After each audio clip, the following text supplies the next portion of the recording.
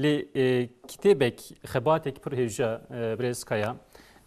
ونبهورا سرفي كتابي جون خبتي نوسا يعني قواكو في كتابي دلوسانت طبي بيرانين وي چونه چا فکر دست بکر از خوازم به دست بکم لسر جیانا شرافتین الچی چی بو تایبتمندی شرافتین الچی کوکو هون يعني لسر جیاناوی و کتابک و قباتک و ها فکر بله بني اجي دويامين سالفجراوي دا دخوازم جيانوي ببهشت رنگين شاد بجيانوي وحمود الدارين ولاتي ما دما كو اسطنبول بوم سروك انستيا كردي بوم اسطنبول قالك جرا بريس الشي شرافتين الشي دما دهات هناك جرا وقت ما تشي بوم صحبت ذكر مالي راسته شرافتين الشي سياسة مدار بو لی آلیوی دیروک زانینا دیروکه و چاندا کردی جی زنگین بو یعنی آلیه چانده و خاص من يعني بطيبتي چاندا بوتا باش تزاني بو مثلا مرو دكاري بو 4 ساعه 6 ساعات لسر ستران لسر فولكلور لسر امبيجن تورا كلابور وفان تشتي وسام رو صحبت بكرا يعني سياسه مدار بو لبلي يعني دوار چاندي ديروكي داجي خرط بو يعني خدي اگاهي خدي كورب بو بله دوان سالان يعني وان سالان مش خورا وكي امبيجن نو دقت طبي دوان سالان خبات زيدا بون وكي انها شاون امبيجن ناف جانا روجانا دهركن امجي شاخي دهركن لدما كو اجا زهات من اسطنبول انقره بجيبهم هناك وقتها من الفكره عندنا شيء يعني قال لك كسي منا شرافتين الشيء az fikri mi gelo yani gel wan dedi bitirkid bir sözlü tarih çalışması. Bəli. Yani diroka me nezik jdeven kesek jiyana bu jiyana mesela tecrübe wan az bipirsim qayd bikim. Yani helbet براسي متخصص بكردي في خباتي شيء بكم. بله. Az evet pırsim yani tabi Türkiye ev kitabı var. Yani doğunun elçisinden Yüce Divan'a Şerafettin Elçici kasidi ruhulati hatta ku de Yüce Divan yani divan da bilen tadeci hatta bu darzandın. Bu Kurdi işte ku ha. Devamı despekir be hamdi xwa milleneri Mami Şerafettin yani bu Kurdi jinek jara yani bu despekir. راسته ويجي دخست بكردي بلي من هذا محاولة واكيد بيجن مشاورة ما كده يعني بهف شيورين ما قلت كي يا اف كتاب لازم بري خوندواني ما كردي هندكن يكجي اف يا دوا براستيجي او بخوجي هناك مسألة حمو يعني دخست يعني قلت دا خوزا ويجي بشكل في اوايبو لما وصل برياضة ما قلت بيشاروج دا ما فينا ورقرنا كردي أنا ورقنا كردي إجا مثلا تمام نكر السلمة ده هو يعني أدبيات دفكية نزيكي يعني شيء عفو يمكن التاريخ يعني ديروكا نزيك يا دفكية إيش كسام ببيزن وصام بتشان جرا تكليف جليكر مثلا جرا جرا تقول وصاهر جار ندقو ناجي ندقو أريجي وصاد ما لبريا في خباتك كدن بفي شكل متشيد كر وان روجا متشيد كر بفردون يازار بلي أو جي ناس كذي كما يكردايا سياسة مدارة ما بيرا شيء ذكر نش كيف كتب بيرامدا از يكسر ليجاريام مقو وصام جد تقول شرفتين أبي يعني تديت يعني شخص أم بيجن متكارب بمام شرفتين جي أما وصل لتراتورة كردات شيء بيد بشرفتين أبي يشتنزام موسى أبي أو كلمة مزني كردا بو يعني يعني بيفا أبي يعني وصل ليجاريام مقول كي يا شرفتين أبي والله طادي نخوش بو مبهيست بو يعني بزاني بو حتى شنو سردانا ويجي لفرم قال جات شنو سردانا وي نخوشياوي نخدار بو زيده هيدي تازه دس بكر بو ولا مقول شرفتين ابي تليفوني يعني مقول وقت مفيز فستاني هي سري صباطي بريا صباطي بو ريبندان يعني تشد بيجن تشلبو يعني ما يكي مقول وقت مبرا برفي بركت بو العنقره 2 سال بري سي عفوا يمكن 6 سال بري برف بركت بو 2011 هذا مقول از فوالا ما ادخوازم دقلت وي خبط اخوان تمام بكن قول صبي دخوازي ورا ام هناك صحبات بكن ورا مالي السري صبي شو ما مالي هناك برسي خوشي من اماده كربون باور بكن ما وي روجي ما دس بكر روجاي كمين روجا دو يمين اسشوم روجا دو يمين شو انا قلت كي حسن كتشا من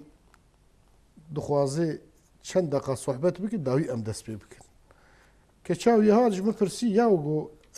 چند دمك دريجه قال لك كسج البايبون وامجي البايبون ما تخص ام في خباتي بكن تشاو شي بو يعني وجنس كيف دس بكريا كاغلوت الشش بافي من ببرسي او ني خباتك تشاو شي بكن فلان بيفان تشتي وسافرسين والله مگو از انا نزانم گوت خوازیش باوی خو بپرسا اوسا ما اوسا دست بک Peki çi xas devam kir? Yani xebarta kitap. yani rûniştinê me em rûniştinê me hema bêje heftiyê 5 roja em rûdiniştin ba neşaşbim dim ha devam kir. Düme devam kir. Erê her roj ez her roj serê sibehê saet niha diçûm ew jî nexweş bû ez diçûm dermanê wî li ser masê bûn rojname rojane danî bûne ser masê xwendibûn gelek ciwan dixwendin û amade bû ji bo xebatê min teyba xwe vedikir û aletê xwe yani xebatê hin cara kamera hene cara teyb min vedikir û me dest bi xebatê dikir bi wî şeklî heta ku diwestiya bes heta zêde nexweş bûye me ew zêde nediwestan heta saet yekê wan wisa wextê xwarinê me diqedand bi wî şeklî. Peki tabii kitap yani neze çarsit rupele gelek biranîn hene. Yani yem balkeş gava ku oha derkevin peş Çin'e undkarın bahsa çen anekdot anji biranînin. Yeke gelekî balkeş bû min enteresan hatiye gelek hene çawa cenabê we got gelek hene li yek ji wan pir ji me re balkeş hat rojekê ji me re got ki got hadîseyeke pir mühim heya dixwaze nizam ez behsa wê bikim nizan behs nekim migom gelo çi ye we hadîse hola goxta got Mesûd Barzanî carekê ji me re telefon vekir li ji Îranê heştê û heştê de ji me re telefon vekir wî axî milletê me başûr Kurdistana başûr millet hatiye ser hatiye sînor bes wan berna bera nahêlin ve derbasî Tirkiye bibin û li ser sînor goç yani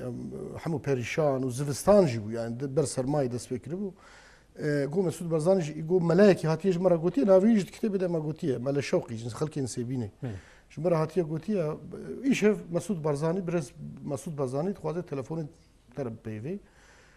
neyse bu evar ez çûm telefon hat velhasıl got mesela Kurdê me ku hatine ser xetê ser sînor kir yani alî wekî dibêje yarmetî her halde ji gelek hesarê ji telefon de ye îce got ez çûm got yek hebû kesek hebû wezîrê dewlet afû wezîrê dewletê dewlet bakanı yek hebû got ku eslê xwe Kurd bû ez çûm pê re peyivîm hadîsa wî ji me re got di bir de me nivîsiye got ez çûm ez pê re peyivîm got ji me re got ki sibana di sibe du rojê dî لجنه اولكاريه ملي جوانلي قرولو يا نتوي يعني لجنه نتوي شيء يا اولكاريه نتوي بله جو هي لازم اسبيشي بعسكره ببيم داويج ازال ربيجم ترغت ازال ربيجم اقوي كسي نيسا جو ساكير جو مرا oda ya paşa bu amdur peyvim usa çeki bedenk am peyvin gorabı çu asker peyvi ev çebu ev civinawan bu özel rejidawi peyvi والكاريه يقول مره القرى اخو الكاري بمراكل حتى او قرار جي دركات طبي كا مثلا يجبو في بويري ما قال لك يا سيد محقق خباط انا او البرشا عوايا لقوا او وزير جي دوله بقاني مره بو الكار جا ما قو امنافي بنفيسن ما كرنا في نقوت قصد لك امنافي بيجم برجي نخوشا اذا ادفانس روجادا نخوسيج دريج دبو يعني خباط قضيه ابو يعني خباط قضيه ما كنترول تردكتا روجك هات جوزين مزجينيه كي بدمتها مگو خیره گوزن آوی بیشم مگو چه قومی چاوشی باز بو سبلاز بیشم وقتی مکیما گو از شوما مالاوی وزیری حتی گو مالاوی سا هفراز زور بگو از نیوه مردیوانا دا درنجا دا گو الور از راوستیام یا از وستیام پاردو بینام چکیا گوزرو نشتم وزیر کیا گو وزیر کاموران اینان اما سجبم پروال کیش گشی از پشتی وی بویرس شوما مالا کاموران اینان جبوی خباته که نه خباته که چیت کن جبوی سرگونه کردستان کو بری 25 شوندا مثلا کامرا اینا قد نخو سروان مثلا بپیویجی ده ایروژن نخو بری مهکت شما بالی افخاف کتاب جیم دیاری یکر مثلا جیرا گوت yani بلی tabii gava ku merv jiyana wi binere tabii tek koşine ki dijwar hekede jiyana şerafetine ançida ku her tim de tek koşine da yani bir diyalog bir demokrasi bir rein demokrasiye yani dixwaze ku preskreken vi welati çareser bibe شخوا بگوتنین کو گوت از دما کو وزیر و از کردم کت حبسی بریاوی دوزا چلو نهانه که گاوا کو yani bir taybet tiya xda diyalog dixwaze demokrasi dixwaze rein demokrasi dixwaze le disaji yani zilmek li ser hatiye kirin ku dema ku vezir bu ketiya hapsi iro bevaja çareseri dest pekir yani le 30 sal beri, 40 sal beri bahsa diyalog و demokrasi dikir. Noksa şerafettin. Zaten yat ya ani gelek ciyeki gelek xoş, tişteki balkeş o got. سال 1965 ده دماکو پارتیا دموکرات تا کردستان یا ترکیه yani Parti Demokrati Kürdistan'a ve PDK harfi ya behevene çizgi navberavi de tune pişta partiye çedve çizgi etkeviye de Said Kırmızı Toprak Parti 11 Temmuz Tirme li Diyarbakır Gazi Köşka Gazi Jerbejin Gazi Köşkü Şerafettin Said Elçi Yaşar Kaya ne hayır Said Elçi Şerafettin Elçi Şakir Özdemir Ömer Turhal Derviş Sa'du Derviş Sa'du dema kuteyin Partiya Demokrata Kürdistan Türkiye avadikin ve demiş biraz elçici yek endamı var hatta peşi sekreteri geçtiye Faik Bucağı şahitune ya dema seride Said Elçi ya Faik Bucağı paşa be pişti mehek demaz naşaşbım de serok ütinin de serok ve şahit dema kute icar Said Elçi de sekretere geçti Şerafettin Elçi sekretere geçti ya avcı cihe teslimi avgdi ki teslimi Said Elçi ki yani Şerafettin Elçi genel sekretere geçti cihe de Said Elçi de genel sekreter Faik Bucak de serok tabi şestune de mahkemel Antalya çedi be ve çaxi Şerafettin Elçi asker de mahkeme Beryavi çedi be asker ve çaxi davi شو هشتري عفوا بكن شرافدين شيء بيشتكوا او محكمه قدم فلان دبيجي جمره وساقوت يعني فكره عيد بيجم تاريكي جمره قلت كي باوريا ما بخبات بن عردي يعني خبات الا قال نما zaten problema ki şerafettin şi o bas Kurdaj yine ki ev mesele bu yani üç khora Avrupa pejran bu diyor ki yani beşiddet fakat ma feki zede mesela federasyon yani fikravi ev bu beşiddet قلت بإقناع كرنو بفكرة أخرى حقيقة ما خرطية ما يا بفي شكل تقول فدراسيون يجي مثلا بس بيفاجويا أشتيه ده مثلا بيفاجويا أشتيه ده لور داوية كتابي ده ما قلتيه يعني نزل تشتي از فكرة ويج ورا بيجم يعني فكرة مش طبيعي هيل سيرفي مثلا أما فكرة وي أول ما برسي شرافدين هالشيء جمرة وها قلت يعني مش برسي طبيعي أم جو بريزل شيء مثلا وأوجلان قالوا وأوجلان رخنا ذكر وهناك جارا بارتي مثلا بيجن بدا بيفش اخي خطاوي هناك فكري ورخنا ذيك شاون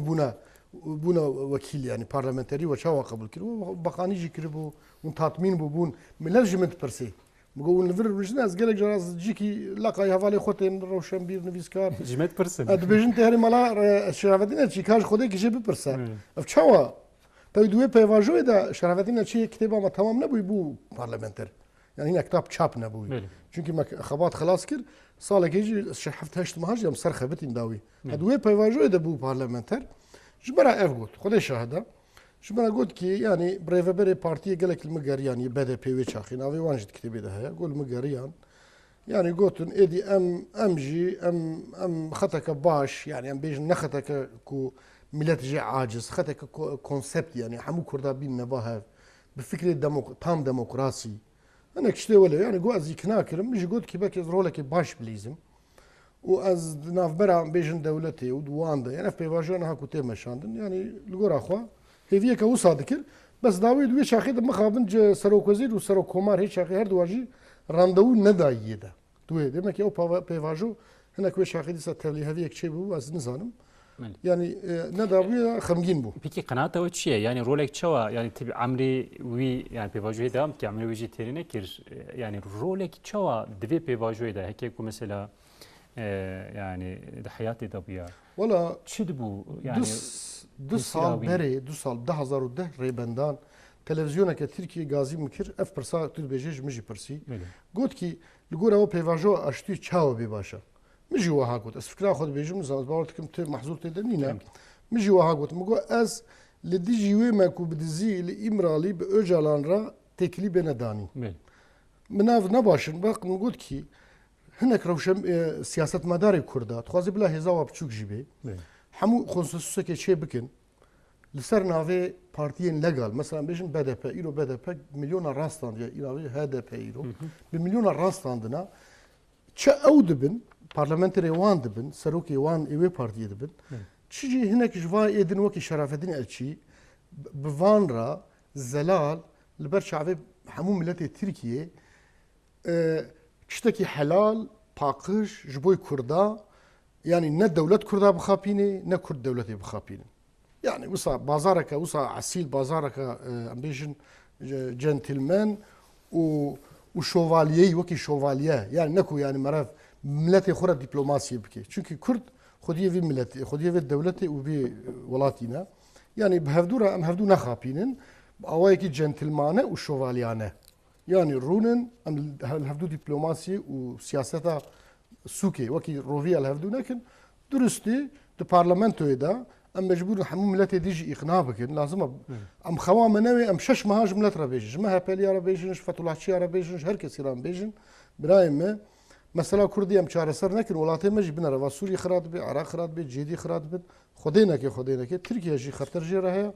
البرلمانتو دا وان انسانا او بكن بلا فقط بلا اوجلان جي ما في بين باراستن حتى اوجلان افجي بكن يعني شكل الدنيا حموسه شي بويا نكو حقي اوجلان بي خوارن لا يعني الجوري من الا هي وهاد شتي وها اوجلان دسبيكري اوجلان دخدي برشاشن وبدزي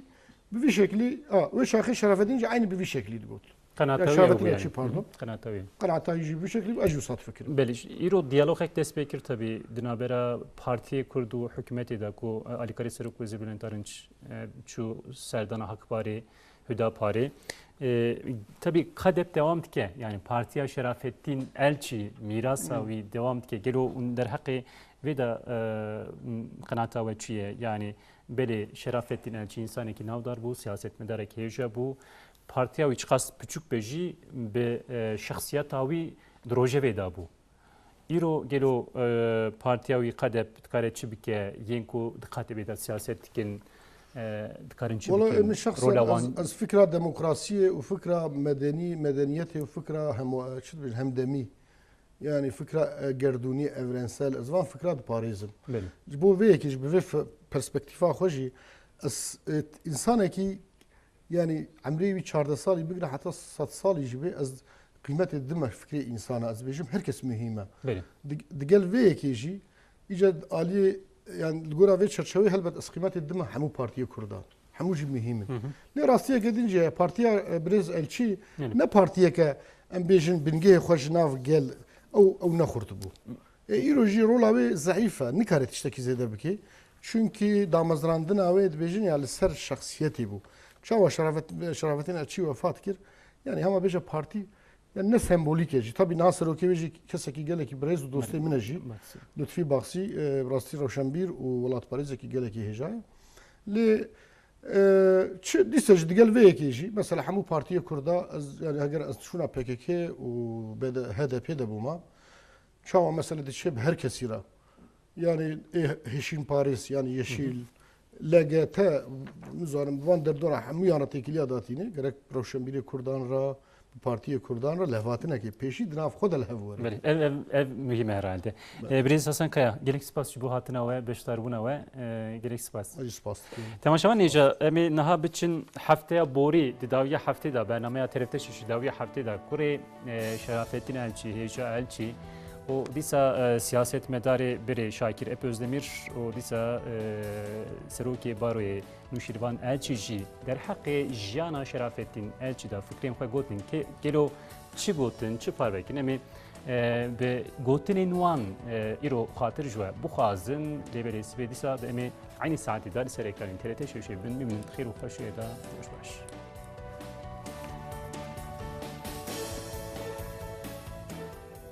بريس هجالتشي ام قالا شرافت نالتشي تكن قالا بافي وتكن براستيج بو اشتي تيكوشينك مزن دابو لغوري وي التشي شخصيتك جوابو بله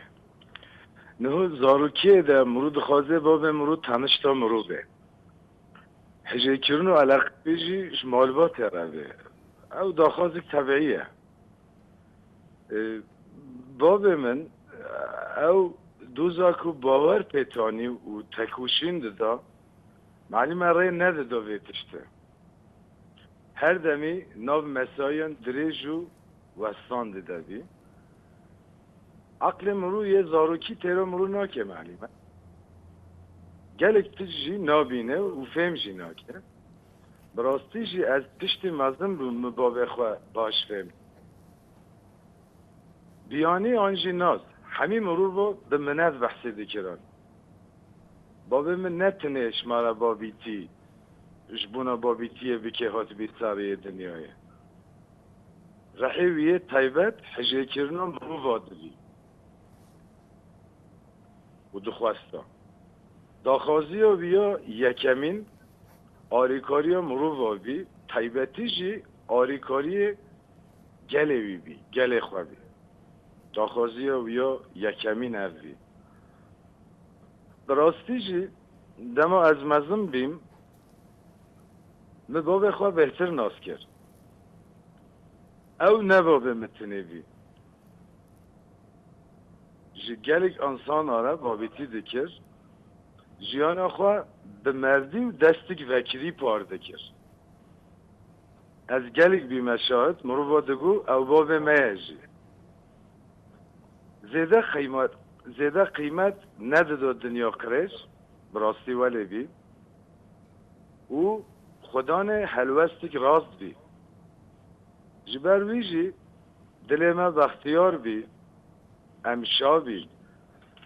سایا سر بی سر مجی بلند بی معلومه فطرتک طیبت بی خاصیت ویه طیبتی هبی مرخاز بی جگل خواه ریناز دلک زیرین هبی اویندار دوزا گل خواه بی وک رستم باره گیران هلده گرد وک خواه میراسا صلاحالدین او بدرخان دیدید یعنی خواه و میراسه دیدید براستی مروبه که هجابی جیوی زحمت پیدا گرتن یعنی باور بکن امی هر دمی حسرت آویده حد زارو کهوی هبیم لزارو که دنیای حمی وکیه خواه دیدید دبریا وفاتاوی ده 14 مه بریاوی ده 2011 ده مپیر روپرتاجک شکر 22 حب پرس مجیکرن جوان 22 پرسا 3 پرسیوی است خوازم کو جواب دوی چونکی اوی شیرتا الخورتا کریه و الملتی خو کریه و جوانا موافق جنا تشت گوتنه gelek giringe yani hep evine davet edin. اگر مساعده و هبی ازیبیا او بکم. Ama gelek keyif hoş bibin. Kerem bikin. مجه پرسکریه شیرتا تا شکش و خورتان را چیه؟ دوی بری هر تشتی کش و خورتین کرد دمجی خدا د فکر و رامان خدا خو بگهینن تکنیک و زانستین مدرن به دست بخن لسر اخلاقی که پاکش و ریز و تربیه بن کردیتیا خو بپارزن دوار زمانی دا هم خو و هم زمان ملت خو پیشتا ببن کرد لازمه درابون و روشتن و دان و ستاندن خدا نسب چوک بن لی خوش تو کسی تو جار کمتر نبینن غلامتیه و بندستیه تجار قبول نکن رومت خواه و ملت خواه سر هر تشتیده بگرن چونکه انسان بیرومت در رح خود آزاد نابن اوی نه آزاد نه خوی خواه و نه خوی خواه و تو تشتینه شیره تامن لکردان اوه تجار لروش قداندن نگرن تم آرمان جوان او بی ناوی که قنچ و برهمین قنچ لپاش خواه بهیرن من پرسه که دیجه کریه جبونا یکیتی و یک ریزیا کردان شیرتا تا چیه؟ شرفدین ارچی دفرمه دبیجه جبری هر تشتی دوی کو کرد ببینه خودی پروژه که سیاسی لسر چند خالن نتوی لحب بین دوی داخواز آوان داخوازین روادار بن لگورا حقوق نتوی بن هینا کردان زمان و ولات کردانه دوی کرد لزمان نخواه و لولات خواه خودی درکبن و حیاکو دستلات داریا ولات خواه بدست خواه بخن لسر وان هر دو خالان دستلات داریا ولات خواه و پرورده یا زمان کرد کارن آرمانجه که مشترک بدست بخن پرساس سیا جبو موافین جنه اون دخوازن تشتک ببیشن رحمتي شرف الدين ارشيد بيجا ملت كرد لازم جلك من الدار جنين خوبن او باري جيران سرملي كردان برانيا و جنين كرد الجرتيا اگر افدکاریا جنین کرد نبویا مثلا کرد نداتا به مرحله دوی ازیت و تعدایی هیچ لجنان نبی دوی زواج خیزان نبی دلیوان بی لازم جن های جنانین خواه هبن لی درین حمی فرسند و امکانان جوان راجی وکری بی پاوک داخوازاویا یکمین ev بکو جبو آلیکاریا مروان به تایبتیش جبو آلیکاریا گلمه جبو وکی هرتم خباتین وی لغالی بون جبو وکی دخبتی هولک مزن داش خو مگوت سرانسری جاناوی دوی دوزه در باس بو بردیلین گلک گیران دا بون جی برازی بون بونه در حق شرافتین اچیده چیجمرا ببیش و گوتیش خو حیات تمام شرافتین ما ببیجی و گوتی برنامه که امریکا خلاص بکیم چگو زوروکی ویده جوانی ویده سیاست مداری ویده حقوق ناسی ویده هر دمیش انسان را بیامینو شخصیت گلک طایبتی بی این اشخار وید بیجم یعنی هنگام من زاننگاه حقوق قازنج کری انقره جه گرتیش مرا شانس گلک مازم بی چگو هنگام بی پارلمانتر از 11 سالی بیم یعنی ام زارو بین دیوراج و گوته و آنخم زیره ولی گلک نیزک مناس ندیکر لی سال یعنی سه شخص خواهد بیجم چگو زور ام هنگه زارو بین لی هنگا زاننگاه حقوق مقازنج که هشتی و هشتی حتی و گوته ایرو گلک نیزکی بیم یعنی مدگو شانسم یام مازنش حقوق فاکلتسی زیده تر و گوتی دانستاندن او قاضده سیاستی ماموبرازیتی نیزک مناس کری حقیقتا شانس گلک مازن بیشمره مروفت که جینوی یعنی هر پلان خواده پروژه خواده ایش خواده ملت کرد مرکز و ایشی دبی یعنی شخاره بچه تعطیل جی یکتا از بچه مرسینه سه چور ریشمه ویدم کردن ویدم انسانن می ویده چه سر هفته بدین چه ایویدی بکن اف پلان و پروژه چید کرد از بچه استانبول سه چور ایشی وی هه محقق اوتش پروژه ویده بی مروفن ویده کردن ویده ین ما امه چه سر هفته بدین دانستاندنه و خوشتر بکن یعنی هر دمی مرکز و حیات ویده پروژه ویده موفقیل کرده بی تکوشینو به هبی شخواه گوتی آب شاکر جی گو بابا مجی بینکو دیویدی کرد یعنی زورکی خود جی هیمانیست بی یعنی مجگل کین امری ویده ما بهستنه یعنی تشت مالی دبرد دار زورکی خزانه کولانه آن شیوا شویتی برج نه وک ایرو حال خوشی بی یعنی هر تشت هندگ بی و شیوا شوی ببرا بدا حیوان اجدر و یعنی هنگام رو فرد که فلسفه ویجی هیمانیزم مرکزه ده مثلا گوتنی که ویه بجه مرحمت وجدان عدالت آشتیتینه او فلسفه‌ای بی نو هنگا وکی نجی تکسته که بیجه امام شرفتین روژه که خرابی و انسانه که آنجواته که مطالعه کریه هنو خرابی لبکراجی شوی مرحمت خواه زیده جان پارست سر خود سامش وارد شد کرد میگو والله افقاد زانه نزانه خم نو که من اوقا پای نکبه چه جون صحبت نو نقابم نو بخواده چه یا ماما فلان کس اف خطا کریا فلان دل خود جرا سامه شد کرد نگو زانه بینا به افقاسه افقا پکتینه افقاد زانه مروخانه که وکوی اف فلسفه که